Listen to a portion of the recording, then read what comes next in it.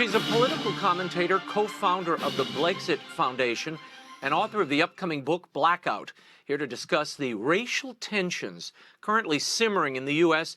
and how African Americans and other minority communities can claim a greater share of the American dream.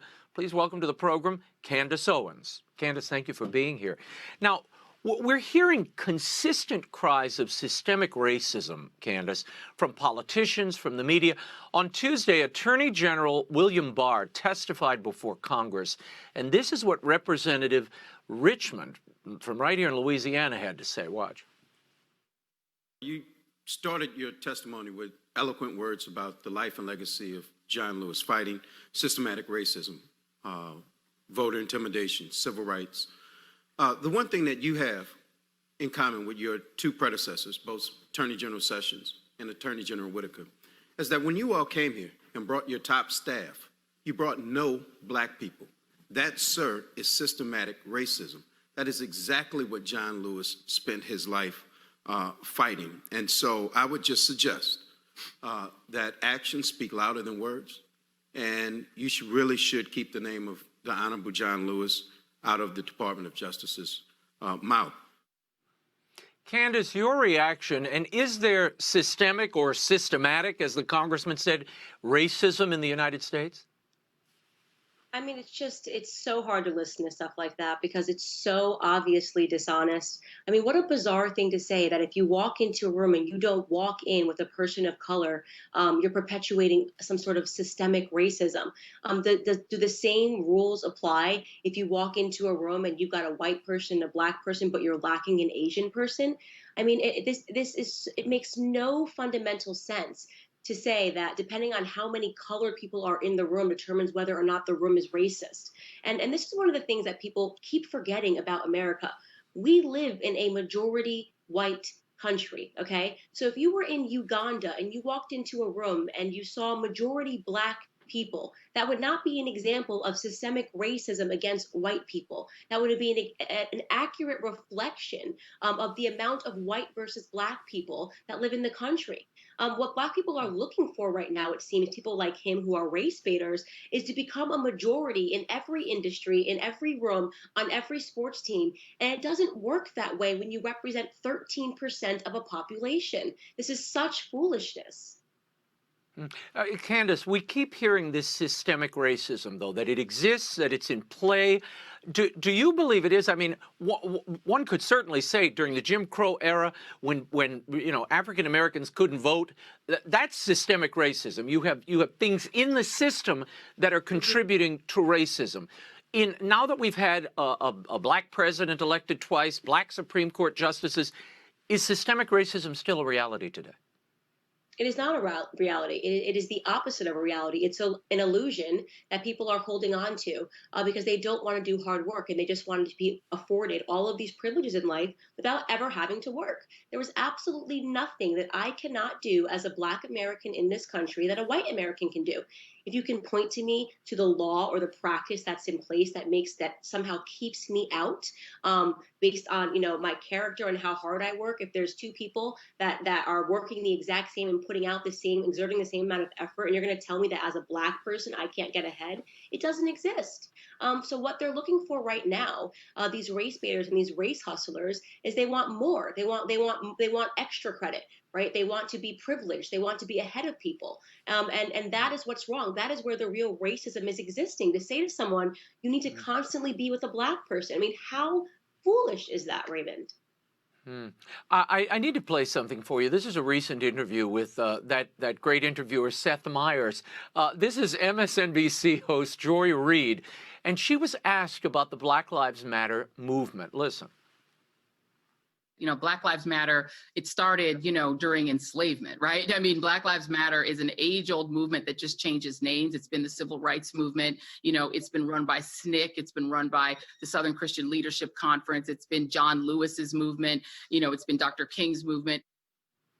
Is the BLM a continuation of Dr. King's civil rights movement? Yeah, I'm sure that Dr. King was a supporter of riot, of protesting, of burning down businesses, of killing and slaughtering Black Americans in the street. I'm sure that's really what he was a proponent of when he was standing up on stage, surrounded by white people, saying that we needed more peace. No, people in the civil rights era were actually fighting for something. They were actually fighting to put an end to racist practices. What they were really asking for was for the country to actually recognize the things that are promised and afforded to every human being under the Constitution of the United States. And we weren't getting that. We actually weren't recognizing the words of our own Constitution. And then we suddenly did. And what really happened during that period when blacks were finally granted true freedom in the forms of the Civil Rights Act of 1964 is people went, oh my goodness, now I'm suddenly responsible for myself. Now I actually have to put in the work ethic. Now I can't complain or point to a systemic injustice. And then we started seeing this whole era of white guilt, right? Of saying that, well, no matter what any Black person does, they're guiltless and they're blameless. And we can point to 400 years of slavery to say that's the reason you got a bad grade on your test. What they're really creating is a system where Black Americans are never going to try and therefore never going to get ahead. And that is where the real racism exists. In telling somebody that they're less than repeatedly so they don't even try. And that racism is being executed by and large by the left, by white liberals, and by the Democrat Party. In the same interview, Joy Reid was asked why we're seeing white people increasingly supporting Black Lives Matter. Listen to what she said. It's not just a Black people concern. This is the public realizing if they're coming for Black lives, they're eventually coming for yours. They're eventually coming for your security and peace. Candace, who are they? What narrative's being created here? And who does it serve? No idea. Ultimately? I'm assuming they must be the police officers, because since Black Lives Matter right now, their main thing, the big piece of the puzzle is defund the police. The police officers are going to come for your life, which is just again extraordinarily dishonest. And it's incredible to me that these people are allowed to be on the air and allowed to keep spinning these lies. When police officers save lives, right? When the biggest threat to a Black person on the streets is another Black person, statistically speaking, and nobody wants to have that conversation because, again, this is a narrative. This is not a truth. This is a narrative that is being spun during an election cycle to create division. And so she knows she's being dishonest, and it's incredible to me that she can continue to do that with a straight face, knowing that she is bringing about harm upon the very community that she claims to be speaking on behalf of. There's a story, Candace, it's gotten almost no media coverage. A Black Milwaukee man, Burnell Trammell, who, by the way, was a supporter of Black Lives Matter, he was fatally shot last Thursday while sitting outside of his business. Now, he's often seen wielding large handwritten signs with his personal beliefs in big letters, okay? He supported George Floyd, police reform, and President Donald Trump. Now, it's suspected that his killing may have been politically motivated. Where's the outrage over the loss of this Black life? I've heard nothing of it. We don't know his name at all or hear it. Over all of the Black lives that are being lost at the hands of other Black people and all of these shootings that are happening because now these cities are insecure because of these riots and these protests. It's not just him. David Dorn, the guy that we watched bleed out during the protests and riots when he was a police sergeant his whole life, 77 years old, retired, and gets shot and killed in cold blood because another Black person was robbing his store. Where is the outrage for these 1-year-olds and these 2-year-olds that are being killed, with stray bullets on the south side of Chicago, in Baltimore, in Trenton, New Jersey? We've seen tons of these stories that have happened since and because, as a direct result of the fact that criminals are being emboldened by the fact that there are calls to defund the police because they know that there's a vacuum of security where they can raise up and they can execute crimes and they'll be considered blameless and it won't be discussed. Where is the outrage in all of that? There is no outrage because this movement is not about Black lives. If it was about Black lives and preserving Black lives, we'd be having a conversation about Black on Black crime. They refuse to do that. They call that conversation racist. And that really lets you know that what we're seeing happen is Black people are being used as pawns to further a political progressive agenda. What's the role of the Black church in all of this, Candace? I've been reading a great deal about, and it's largely white theologians, white writers bending over backwards to try to somehow accommodate Black Lives Matter, the movement, not the idea, but the movement, into their version of theology or the scriptures. Does the Black church and the church at large have a role in restoring true justice in these communities, in our inner cities and in our urban communities? This is a really difficult question for me to answer, and it's a discussion that I have with my husband all the time. As a Christian, Hmm. you have to acknowledge that a lot of these progressive values and ideas that we've got into in these horrible progressive values and ideas were brought to the Black community via the church. Right, abortion. We know that during the progressive era, Margaret Sanger hatched a Yep. plan to go to the Black ministers because she understood, how close the Black community was to their faith. We are the Right. most faithful community in America in terms of church attendance, in terms of believing in God. Black America is the most faithful community. And unfortunately, the Right. left and progressives saw that as an opportunity to pass through bad ideas. I live in Washington, D.C. When I walk past churches and I see LGBT flags and I see Black Lives Matter, fists raised and on these churches, it scares me. It means that there right now we're also facing attack not just on the family unit, right, not just on racial harmony, but on the church. And that should be scary for everyone, because if you want to watch Western civilization crumble, you need to remember that Western civilization was built on Judeo-Christian beliefs, and so these routine attacks that we're seeing on people that are religious, right, on wanting people to shut down churches, saying that religion is dangerous, and now we're seeing progressive Hmm. ideals that have been passed through the church. This is a much larger plan to kill Western society. Western and the principles that govern Western society, that make the West the best, that make us different, and that have brought us to this place of greatness that we are in today. The role of the church should be to get back to the teaching of the Bible as it Right. is, not an interpretation, not getting up with the times, not trying to be progressively woke, but teaching the actual content of the Bible. What we're seeing happen in the church should make every single person nervous. Yeah. Yeah. And reminding everyone that we're children of God. Forget the race, forget the background of people. We're children of God. If you start there, everything else will take care of itself. But we lose that. Somewhere along the way, that's forgotten, and we start playing these word games. Earlier this month, Candace, Kanye West, whom I know you know, announced he was running for president. He had this to say about Planned Parenthood. He said Planned Parenthoods across the country have been placed inside cities by white supremacists to do the devil's work. Now, look, there are questions about whether Kanye is a serious candidate for president or not. But what do you make of him calling out Planned Parenthood? And as you mentioned earlier, this is the organization that tried to distance itself from Margaret Sanger in the wake of those comments and her racist eugenist vision.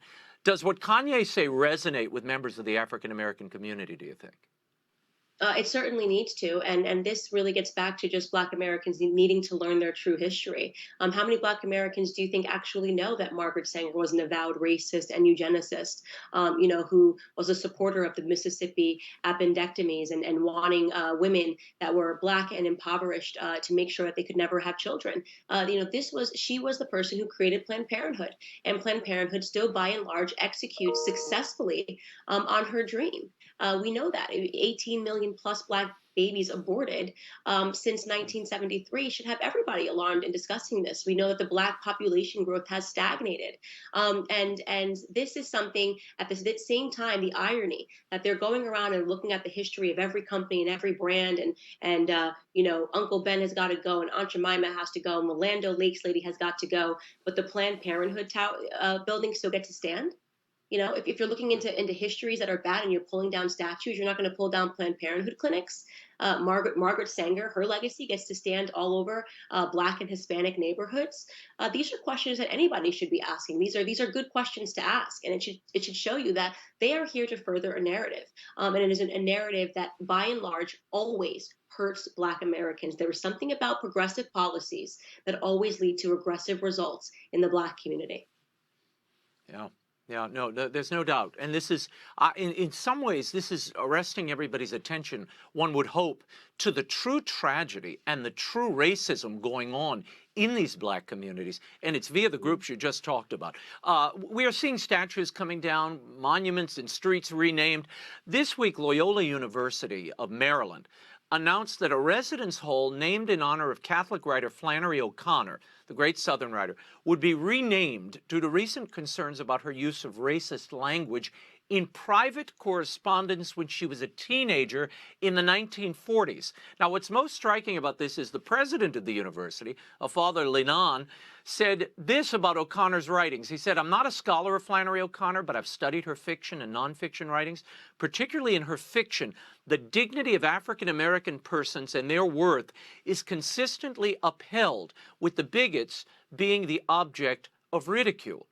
Does it make sense to cancel one of our greatest Southern authors? I mean, I guess Tennessee Williams, Capote, Twain are next here. Well, they are. That's already happening. It's not next. It's already happening. On college campuses. John Locke. These are all of these people. All of these authors that I grew up reading in school are being canceled. They're not learning that stuff. They're being instead replaced with postmodern artists. Postmodern writers and postmodern artists. And these are what the kids are studying. So you want to know why you have so many people that are supporting this? They're learning this actively in school. Of course, you shouldn't be canceled. Of course, every single person, especially when you go back to a time where slavery was all over the world, you're going to find people whose characters are conflicted, whose actions were conflicted. But does that take away from their work? Should we not study their work? Should we pretend history never happened? I mean, because that's what they're after. They want to pretend history never happened, that nothing good ever came during a time where there was bad. There's always going to be bad in the world. You can't pretend that every single thing that existed during bad periods somehow becomes moot and irrelevant and should be canceled. This is a dangerous way to be. And what we're talking about here really at its core are the tenets of Marxism and communism. Right? That everything is fundamentally wrong about society. Everything is backwards. The family, the church, the writers, history, everything needs to go. And because they're moving towards some false utopian society that's never going to exist. What's the only thing that's going to happen is you're going to wake up one day and you're not going to recognize the country that we live in. They're going to seize all of our rights. And I don't want to live in that society, which is why I encourage people to wake up now, because this fight and this threat that we're facing, this Marxist battle that we're in the midst of right now, is very, very real and has severe long-term implications. Candace, you talked a moment ago about kids learning this critical theory in school. I mean, they're being spoon-fed. Oprah Winfrey signed a deal with Lionsgate and that New York Times journalist responsible for the 1619 Project. And this will examine the legacy of slavery via the lens of 1619 in television, in film. And this all began with an issue of the New York Times Magazine in 2019 to mark the 400th anniversary of slavery on the continent. Two questions. What do you make of the 1619 Project? And are we going to see a new African American history here? Is that what this is? It is. That's exactly what it is. They want to just pretend that none of the real stuff that actually happened happened. You're seeing this even. Forget the 1619 Project. Beyonce signed a deal with Disney, and she's coming out with a visual album called Black is King. Right, and she's got white servants serving her, and it's all about the Black story. I mean, what is that? What are we actually doing here? You're trying to, in a weird way, erase white America, pretend that the colonists never happened, that none of this stuff ever happened. And it's so fundamentally dishonest, because this stuff that they're so angry about, it happened everywhere in the world, right? You want to talk about slavery? Slavery happened everywhere in the world. And it wasn't an institution that was put together by white men. It was an institution that was put together by Black men, by Muslim men, by Black and brown people. This institution was put together. It was white men that were the first to end and abolish slavery. Britain, followed by France, followed by America, being the first countries that put an end to the abhorrent practice of slavery, right? You want to talk about people saying, go back to your African roots. Black is king. We were kings and queens in Africa. Such a fraudulent narrative, as we were sold into slavery by our ancestors for things as meaningless as gin and mirrors, right? People don't know this stuff. And what happens in Africa today? There still are slaves, Raymond. There still are slaves. You want to actually get impassioned and angry about something? Go deal with the live slave auctions in Libya. Go deal with the fact that in Lake Volta, in Ghana, they have something like 20,000 child slaves working, doing fishing and things for people that are being rescued. This is really a sign of our remarkable privilege and our insulation in America. These people don't know what happens outside. They don't understand how tremendously fortunate they they are, to be in the United States of America at this time. If you are a Black American and you are breathing in America today, you are a part of the most privileged, elite Black people and white people that have ever walked the face of the planet today. And that's the truth that they don't want to grapple with. Candace Owens, thank you for your insight. I hope you'll come back. Candace Owens' new book, Blackout, hits stores September 15th.